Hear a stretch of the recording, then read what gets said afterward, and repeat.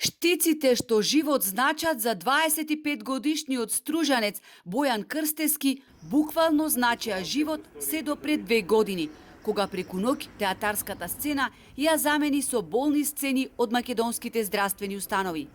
Бојан нема мајка, неа ни памети. Живее со татко му и неговата повеќе од скромна плата, која ја заработува како одржувач во специјалната болница за нефрологија. Никогаш, вели, не се пожалив, оти бев здрав и полн со живот. Барем така мислев, се додека не ги добив првите симптоми и лоши медицински анализи. По неколкуте интервенции на клиничкиот центар во Скопје и низа компликации, за влакно му го спасиле животот. Лекарите кои со постојната апаратура направиле се што можат, го испратиле Бојан на лекување во Италија. Неговата диагноза е стеснување на жолчните канали и црниот дроб, клиничка слика за која Бојан нема снага да изговори колку е опасна и животозагрозувачка. Наместо 3 дена, неговото лекување во Италија траело 1 месец, а долгот кон болницата надминал 55.000 евра, пари кои тој не може да ги обезбеди сам. Затоа поднел барање до Фондот за здравство да го подмири лекувањето. Невозможно тоа со една плата, ни со наш стандард, со македонска плата нема шанси, тоа 1000 евра, 10.000 евра. После моравме, пошто немавме ние никако финансиски тоа да го платиме, моравме да бараме донација од граѓаните. Пошто и Фондот за здравство ние подаловме, но фондот ја одби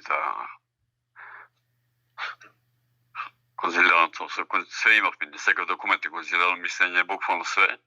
Од Фондот за здравство првично одобриле само 11.000 евра од потребните 55.000. Со сета потребна документација се жалеле до првостепената и второстепена комисија и бидејќи ги одбиле, поднел жалба до управниот суд пред 2 месеци, но епилог нема.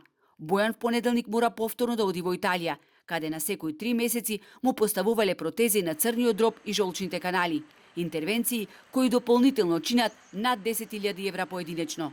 Младиот човек не ја крие огорченоста од државата и институциите.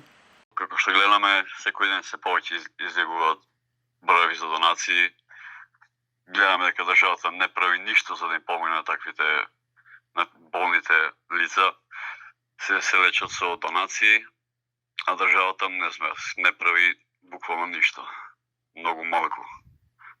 Обшто ситуацијата е катастрофа. Да нема за болни лица, да има за некои банални работи, тоа го нема никаде. Среќа во несреќа е што во болницата во Рим, каде што се лекува Бојан, работи врвниот македонски доктор Иво Бошковски, кој со својот авторитет успеал да издействува да продолжи лекувањето на Бојан и покрие вкупниот долг кој моментално изнесува близу 70.000 евра. Но до кога ќе ме толерираат докторите во Рим, загрижено прашува Бојан. Кога не сака државата да му помогнеме на ова младо амбициозно момче да се спаси од тешката болест и да се врати на театарската сцена. На неговиот Facebook профил одамна нема фотографии од представи, седенки, дружби и насмевки со пријателите.